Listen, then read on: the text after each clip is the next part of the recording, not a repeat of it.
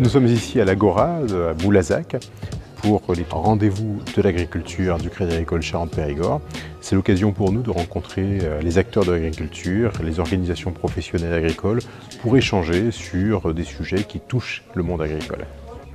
Nous sommes dans une conjoncture délicate avec une détérioration des revenus des agriculteurs et très sévère pour les deux départements de la Charente et de la Dordogne, car on cumule à la fois un retournement des prix et une mauvaise conjoncture céréalière et avec aussi des difficultés importantes dans le monde de l'élevage. Donc c'est compliqué et c'est une période politique aussi pas complètement achevée, aboutie, parce que la loi d'orientation agricole est encore sur l'établi. Alors moi, en tant que président de chambre de l'agriculture de la Charente, ma vision de l'agriculture du territoire, c'est une agriculture qui est plutôt diversifiée, dynamique, mais qui aujourd'hui souffre d'une crise conjoncturelle qui s'ajoute à une crise quand même structurelle sur le fait que le potentiel de production de nos sols ne nous permet pas de dégager un chiffre d'affaires suffisamment rentable. Si on prend l'exemple des céréales et tout ça, le potentiel de nos terres est nettement inférieur et donc on n'est pas compétitif à ce niveau-là. Par contre, la présence des céréales dans nos territoires est une richesse en termes de biodiversité, en termes de paysage et tout ça. Et donc là, il faut qu'on réfléchisse ensemble à comment être compétitif, mais aussi répondre à d'autres enjeux que l'alimentation. Il y a les enjeux de renouvellement des générations, il y a des enjeux, on a 50% des agriculteurs qui vont quitter la profession d'ici 10 ans, donc c'est un enjeu pour le territoire, c'est un enjeu aussi pour l'économie de nos départements. Donc voilà, c'est des sujets sur lesquels il faut qu'on échange avec tous les acteurs du monde agricole et les agriculteurs.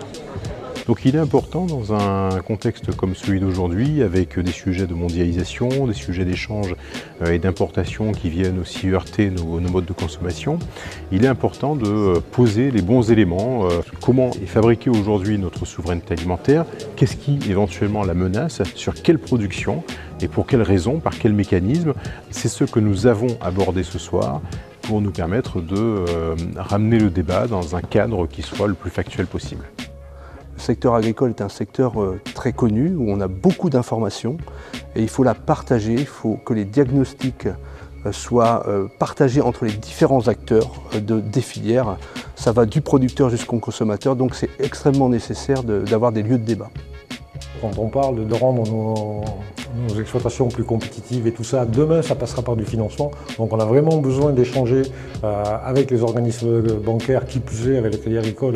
Et après, c'est l'intérêt aussi d'avoir un débat comme ça qui bouscule un peu les idées et resituer, je dirais, l'agriculture du local dans un environnement national, européen et mondial. C'est important pour nous de parler de l'agriculture, parler du métier qui nous passionne et envisager l'avenir ensemble avec des intervenants qui ont des messages de vérité, qui s'appuient sur des vrais argumentaires avec des chiffres qui nous font réagir, qui doivent tous nous faire agir et aussi qui nous rassurent sur le fait que l'agriculture, c'est l'avenir de notre pays. C'est vrai que l'intervention de M. Châtelier il a cité en fait ce qu'on sait déjà aujourd'hui, mais il a apporté son analyse sur le sujet. Et il a redonné peut-être un petit peu d'espoir, nous a un peu encouragé à s'accrocher à notre beau métier d'agriculteur, à développer notre production française, qui est une belle production de qualité et qui, je pense, a sa place dans le commerce international. C'est vrai qu'on a de plus en plus de défis qui sont divers, qui sont liés à la fois aux revenus, qui sont liés à des problèmes sanitaires, qui sont liés à des aléas.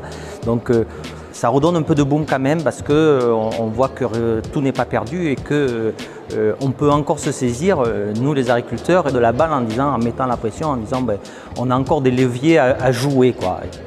On a la chance d'avoir un territoire qui est assez diversifié, assez varié et c'est très bien aussi de voir qu'il y a quand même des choses qui vont très bien et ça souligne effectivement l'engagement à nos côtés du monde agricole, du Crédit Agricole, de notre banque mutualiste territoriale au quotidien. C'est important pour le Crédit Agricole Charente-Périgord parce que nous sommes une banque ancrée dans son territoire, en très grande proximité parce que nous sommes sans aucune hésitation la banque qui a le plus de personnes en proximité sur le terrain avec les agriculteurs.